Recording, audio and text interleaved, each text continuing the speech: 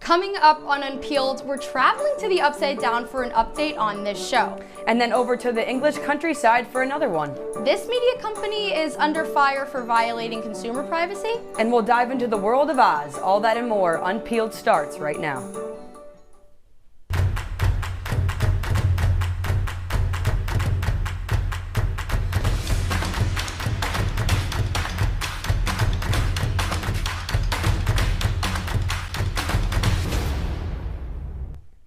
Welcome to a brand new episode of Unpeeled. I'm LaMalfa. And I'm Lillian Northrup, now for an update on a famous actress's future plans. In a new podcast, Ariana Grande warned her next announcement would scare some fans. Grande went on to say she will be focusing more on acting than creating pop music in the next decade. Now, Grande said she has renewed her passion for acting after being on the set of the movie adaptation of Wicked. In the podcast interview, she said, quote, "I'm always going to do pop stuff. I pinky promise. But I don't think I'm doing it at the rate I've been doing it for the past 10 years. And in more celebrity news, Saturday Night Live had a handful of guest appearances this weekend. The episode was hosted by former SNL cast member John Mulaney. Mulaney was accompanied by musical guest Chappell Roan, who had the crowd singing her chorus of her hit song, Pink Pony Club. Chappell then surprised fans by debuting a new country song called The Giver. Pete Davidson and Andy Samberg also joined the cast on Saturday in a musical theater themed sketch. And Vice President Kamala Harris made an appearance in a skit with Maya Rudolph, who frequently portrays Harris on the show. Lillian, we're back to Chappell Roan. It's always Chappell Roan. I feel like we're always talking about Chappell Roan.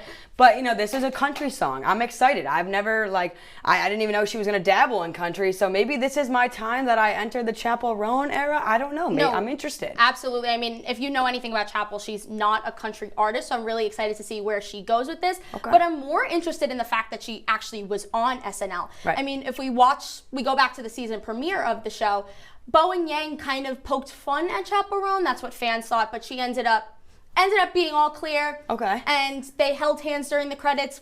It was all good. It was all good. I'm excited. I'm excited that she's there, and I'm excited to see her song. Pete Davidson's back. I'm so excited. I love that Pete Davidson's back. He's a perfect person to have on the show, and I think we should probably mention their lineup has been crazy recently. Since the premiere, they have a lot of huge faces on the show, and I feel like it's only going to continue. Oh, absolutely. We're going to get a star-studded lineup for the rest of the season. I completely agree. And a heated altercation took place Saturday between former NFL player Jason Kelce and a fan at Penn State's University Park campus. The fan heckled Kelce by calling his brother Travis a homophobic slur for dating Taylor Swift. The fan tried to film Kelce's reaction, but Kelce took his phone and slammed it on the ground before yelling back at him. Kelce apologized on the Monday Night Football pregame show, saying, quote, "I decided to greet hate with hate, and I don't think that's a productive thing." Penn State police are investigating the altercation for criminal mischief and disorderly conduct. And we are traveling back to Hawkins, Indiana. Earlier today, the popular Netflix show Stranger Things announced its 5th and final season. This comes on Stranger Things Day, the day in which character Will Byers was abducted into the Upside Down. The new season will take place in fall of 1987, which jumps around a year in time from last season. Now, the show also teased its episode names, with many drawing similarities to past names. Most notably, the series will wrap up with the title The Right Side Up, which is the opposite of the season 1 finale, The Upside Down. Stranger Things is set to release in 2025. Now, Lillian, I know I'm not a big Stranger Things fan myself, but it feels like fans have been waiting for this for what seems like years. I couldn't agree more. Now, we have to state, it's one of Netflix's largest shows. The fan base is massive. I'm sure they're going to be excited to see it, but we have to mention the strikes that were going on probably is what delayed a lot of this. We saw that happen with a lot of shows. No, absolutely. I mean, we can list a handful of shows, but these actors and actresses have been growing up with the show, essentially. I mean, they started when they were younger, now they're adults. They've been working on other things in the past. I mean, I come up with the question, is enough? Like, are we done? And I think that's a good point, but with it being said, it's a phenomenal show that's created a huge fan base. You can't just stop it in the middle of 4 seasons and then we don't create a finale. So I think it's important that they put this season together. I think the fans will appreciate it, and the actors grew up in it, like you said. So maybe it's important for them to have some closure with the show as well. And I think as it comes to a close, we have to have a marathon to watch it. I would be down. I would love that. Count me in. And now that November is in full swing, the lineup for the Macy's 98th Thanksgiving Day Parade has been announced. It is expected to be the largest parade yet, hosting more than 5,000 volunteers and countless performers, balloons, and floats.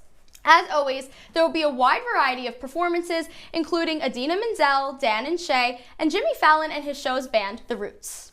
The parade will also feature many floats, with Netflix's Wednesday and Nickelodeon's Dora, among others, making their debuts. And it will continue its yearly Rockettes performance and the tradition of Santa Claus arriving at the end of the show. This year's parade will take place at 8:30 a.m. on Peacock and NBC. Alexa, I'm so excited. I was born on Thanksgiving, so I have a little special love for Thanksgiving and the Macy's Day Parade. I think it's going to be a phenomenal. And this year, my birthday's before it. Okay, so I can just wake up the next one. Yeah, my birthday, Thanksgiving, the Macy's Day Parade. What are you most excited for? I mean, I just got to say, before I tell you who I'm excited for, it's always been my dream to be a part of the parade, whether it's hosting, running a camera, literally anything. Yeah. I love the parade so much. But I'm so excited to see the Broadway performances, the Rockettes, just classic. What about you?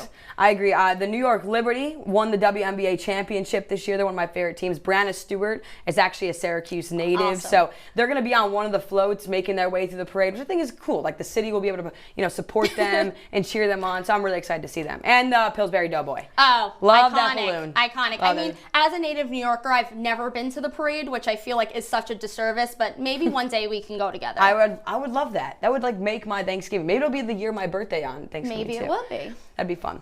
And when we return, these two influencers are butting heads over a dangerous game show. And we've hunted down some new TV treasure that is sure to impress. Don't go anywhere. We'll be right back on Peelers. Dad? Just 1 minute, okay? Hey, Bobo, do trees tell each other stories? I'm sorry. I'm afraid I don't know that. Hey, why don't we go find out?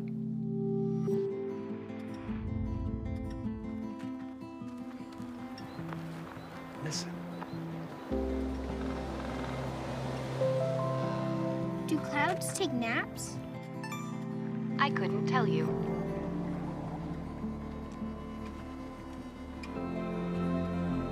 Can birds draw pictures? I don't have an answer for that. Dad, do stars visit their friends? Look!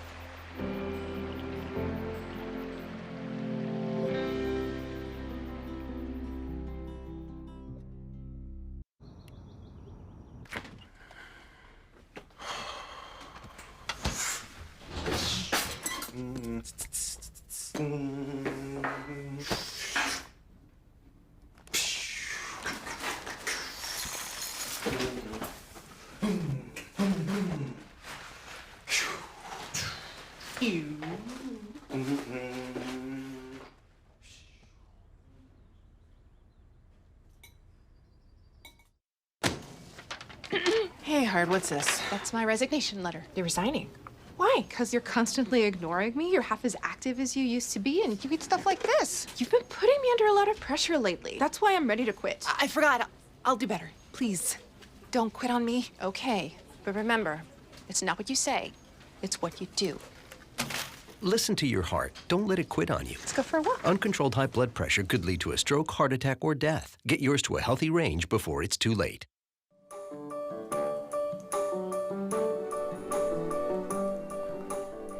YouTuber drama is at an all-time high as Rosanna Pansino attempts an online takedown of Mr. Beast, who has an online following of over 300 million subscribers. Here to explain the situation is our pop culture reporter, Sigourney Bell. Sigourney, what is going on? First, I need a little bit more information. Can you start by telling me who is Rosanna and who is Mr. Beast? That's so valid. If you're not on YouTube, you might not know, but Rosanna Pansino is one of YouTube's very first YouTube stars. She went famous for her very positive attitude and her baking series that went viral called Nerdy Nummies. Okay. Now, Mr. Beast, it's not his real name. His real name is Jimmy Donaldson, and he went viral for his extravagant videos where he would offer contestants a very expensive cash prize. For example, the stories would be like, oh, if you stay in this circle for 24 hours, you win $2,000. Very crazy videos like that. Interesting. Okay, very two different people. Now, what's going on between the two of them? Is like, explain to me the whole rundown.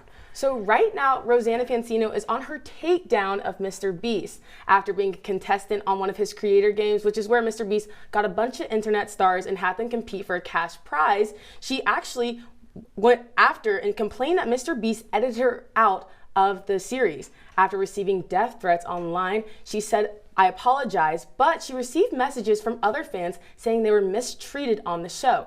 Now she's been working to expose this mistreatment.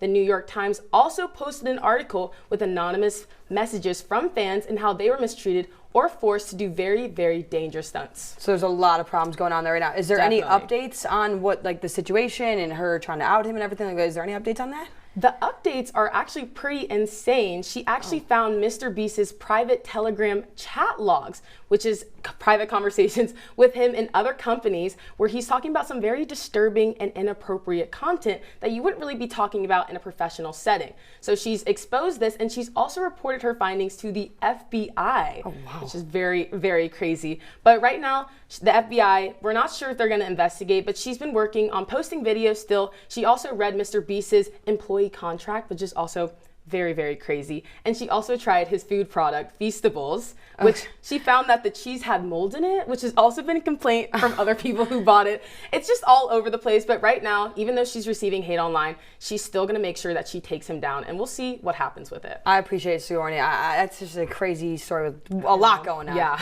Over to you, Alexa. Grab a blanket, hop on the couch, sip on some hot apple cider, and click on that TV. Our TV reporter Victoria Daly is here to tell us about her November television watch list.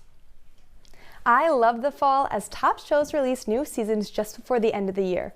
With 2025 just around the corner, here are some of my top TV picks.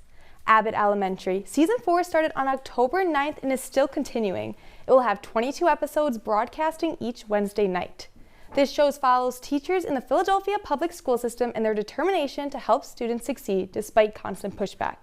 This show has received a lot of applause as the cast is almost all women of color, finally breaking away from the stigma of a white-only cast. I know I'll be tuned in to ABC at 9:30 each week, but if you can't watch it, check out the episodes on Hulu the next day. Another show streamed on Hulu stirring up conversations is Rivals. Picture this, it's the 1980s, you're living your best life in England, and then bam, a rivalry between two of the most powerful men starts and brings drama to everyone's lives. Rivals is based off of Dame Jilly Cooper's best-selling novel, which was inspired by her own experiences of life in the 80s and living in the town of Cotswold. Switching over to Netflix, Outer Banks Season 4 Part 2 comes out tonight, right at midnight, so no one talk to me tomorrow. I will be binging Part 1, and it just came out a little under a month ago, and it introduced the Pogue's newest adventures, the search for Blackbeard's jewels. The trailer shows John B. and gang will be leaving the Outer Banks and heading to Morocco to finally secure their future and home once and for all. And even more exciting news, Season 5 of Outer Banks was announced a couple days ago too. This will be the show's final season. And it was recently announced that Squid Game Season 2 will premiere December 26th, so I know how I will be spending my winter break. Actor Lee Jung-jae, who played the winner of the game, Song Ji-hun, will be returning for the second season as the plot follows the character as he goes back to these games to help participants escape the deadly fate that he barely got away from. These are just some of my recommendations, but for now, I'm going to get my popcorn and get ready for Outer Banks coming out at midnight. Victoria, I just found out that Outer Banks last season will be Season 5. I can't even believe that. I appreciate all that information. This company is facing legal troubles for invading users' privacy. We're here to break it all down after the break. I can't even believe that.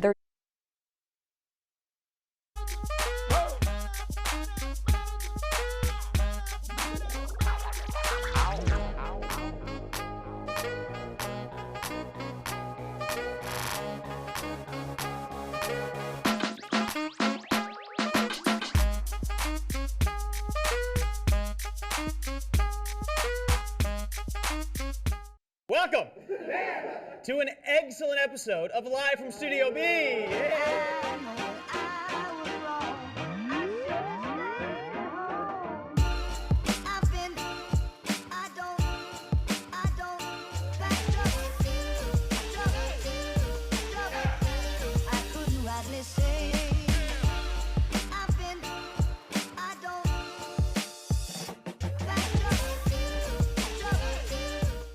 Jordan knows he shouldn't eat this entire bowl of nachos, but tonight he's earned that right because a few hours ago in the middle of happy hour, he recognized a sign, not from the gods or a bolt of lightning, but from a double heart, a kissy face, and a fourth ha in ha ha ha.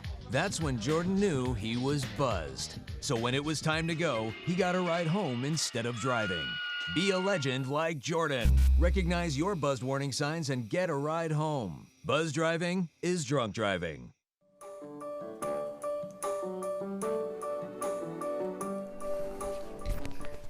Welcome back to Unpeeled. With election season in full swing, our reality TV reporter, Rob Giebrich, has more information on how Donald Trump has blended the line between reality TV and politics. Rob?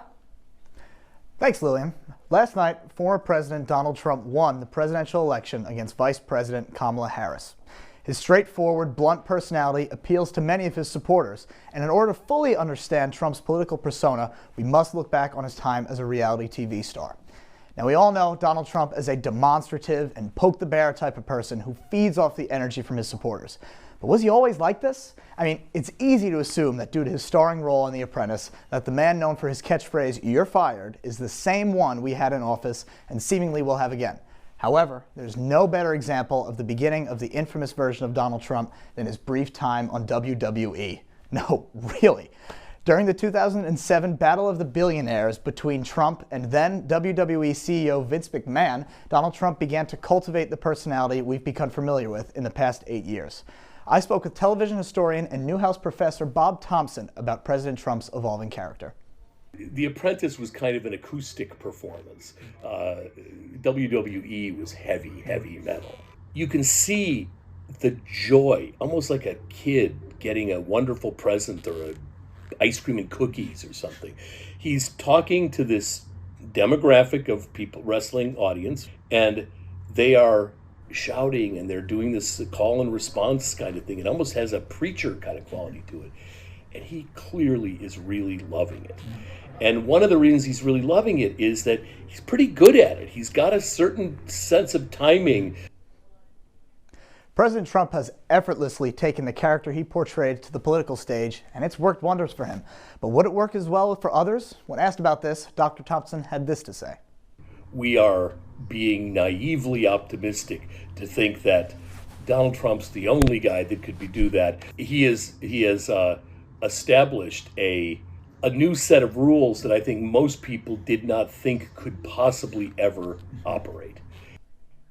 Donald Trump's persona has vastly changed the American political scene. Though 8 years ago his personality was unique for a politician, it's likely we'll see other candidates emulating the persona Trump formed during his reality TV days. Thanks so much, Rob. A class action lawsuit got filed in California Friday against Paramount Global. Our industry reporter Ben Dietrich is here to talk about this lawsuit and what it can mean for the streaming service's future.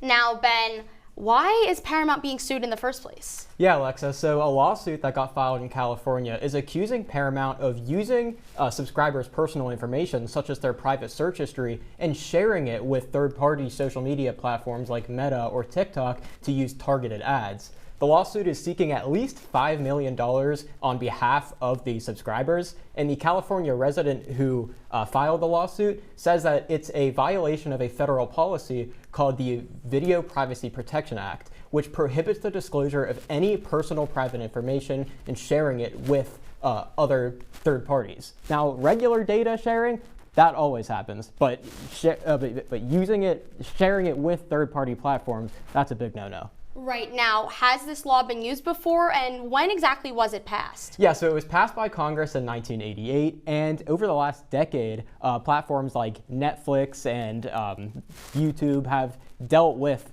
problems relating to this law. Now, the specific scope of the law is kind of a gray area because Scripps Network dealt with a similar case last year, but that case got dismissed because one judge said that The people being affected weren't really subscribers. He said that regular consumers of the streaming services aren't really considered subscribers. So you know how law works, some words have a lot of gray area, and there's a lot of debate over what specific things mean. So this case, it really could go either way. So now, what does this mean for the future of the streaming business? Yeah, well, if Paramount loses, then obviously users could see less targeted ads from TikTok and Meta on the streaming service.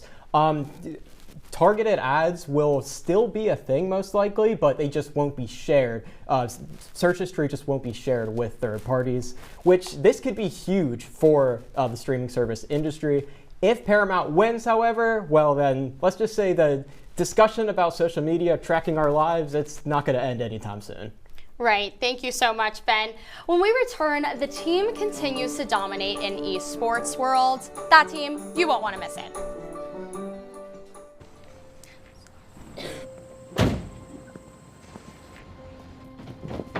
Dad, they took over my bedroom. Come on, come on. Okay, Dad. 1, 2, 3. Dad!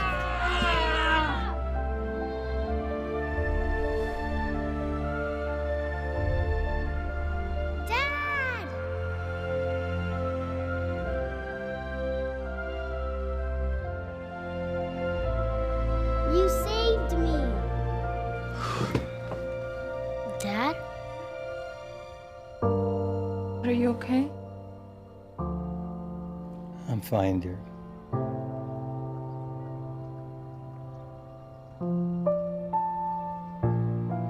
Your hero needs you now, and AARP is here to help. Find the care guides you need at aarp.org/caregiving. Hey, Bobo, do trees tell each other stories? I'm sorry. I'm afraid I don't know that. Hey, why don't we go find out? Listen. Do clouds take naps? I couldn't tell you. Dad, do stars visit their friends? Look!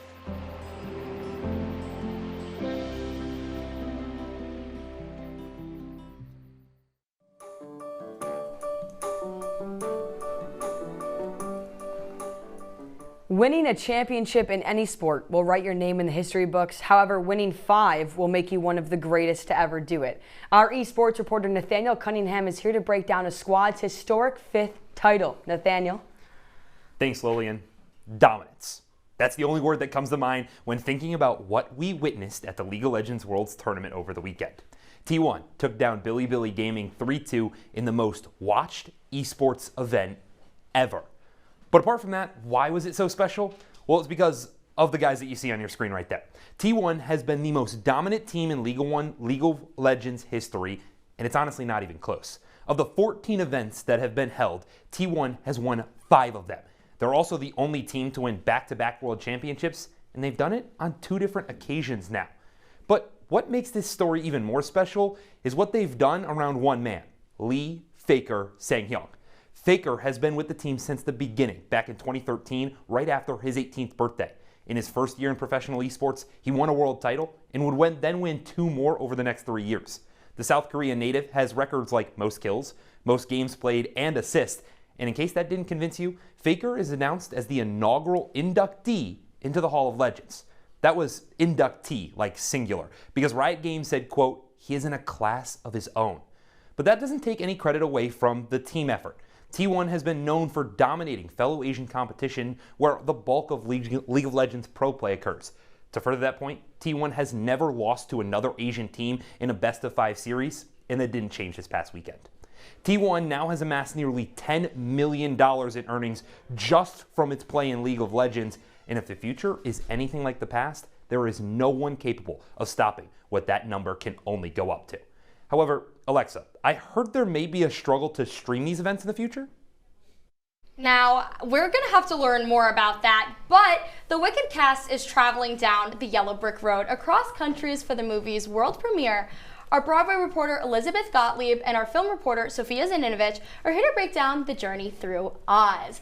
Now, Only a select few people have seen the film, so Elizabeth, could you tell me who was on this guest list? Yeah, so last Monday, 14 former Elphabas and Glindas gathered together to welcome Cynthia Erivo and Ariana Grande into the Wicked family. Now, one of those Glindas, Brittany Johnson, said that this experience is something that only they can understand if they played this role. So it makes sense that Grande said that that was the best day of her life, and that this was a love letter to Kristen Chenoweth, the original Glinda on Broadway, as well as Indina Menzel, the original Elphaba on Broadway, who unfortunately was not there, but plenty of the original Broadway cast was, as well as the novelist Gregory Maguire and composer Stephen Schwartz. So exciting. Now, Sophia, the global premiere, has just begun. Could you just tell me what we should be expecting? Yeah, so on Sunday, there was already one premiere. So the cast came together in Sydney, Australia for the journey. It's the Journey Through Oz, and we're gonna go to many different locations, but people were really excited about this because it was the first one, so the media ate it up. So there was, as you can see, the carpet is not a red carpet, it's a yellow brick road, and Ariana Grande was wearing this beautiful big Glinda gown, the pink, she had 100 carats of diamonds on, and Elphaba had this black gown on, and of course the green nails to, play homage to her character. And this was really exciting for the media since it was the first one. But I think fans are going to be more excited about the event in Los Angeles on November 9th.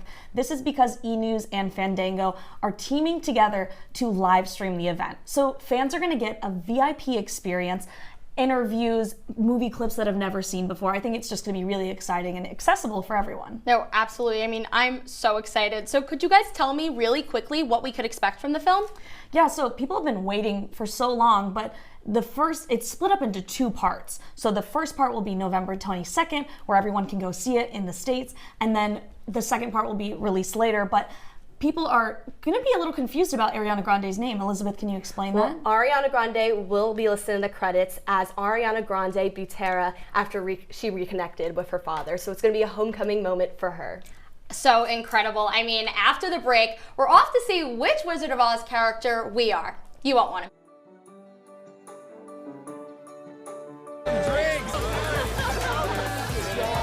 Are you good to drive? I'm fine. How many did you have? I should be fine. You should be. Go and step out of the vehicle for me. See ya, buddy. Good luck. So turns out, buzz driving and drunk driving, they're the same thing, and it costs around $10,000. So not worth it.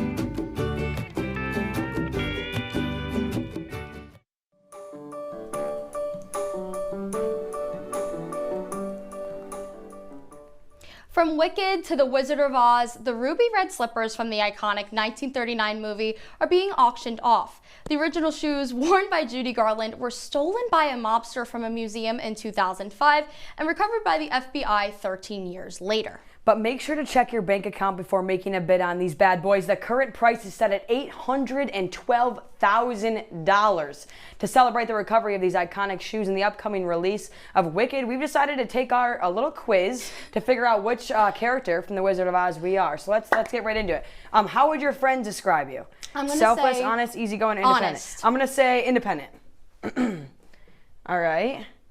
Let's, what's the next question here? Pick a place to visit. New York, Paris, Hawaii. I'm in the tropical London. mood. So I'm going Hawaii. I'm going to London. You're going to London. Okay. Oh, we just switched, but that's okay. Here we go. Yeah, Next it's okay. question. Maybe I go with both. What are you going? What's your goal? What's your main goal? Okay. I'm in between some, but I'm going to say happiness here. Okay, nice. I'm actually going to go with having a family. That is like my main goal in life. So I'm going to go with having a family. They're all good goals to have. They are. Success, helping others. I would, those are all good things for a person. I'm not too sure who this is going to show from, The Wizard of Oz, but I think it'll be good. Last one here. Oh, wow. Oh, there's so many questions here. Oh, this is deep. What's your relationship like with your family? Mine's helpful, I would say. Yeah. I would say that as well. We love our families. Okay, unfortunately, we don't have enough time to finish the quiz. We're just going to have to take it later. I don't even know the characters very well, but that's all right. That's all right. That's all we have for tonight. Thank you for tuning in.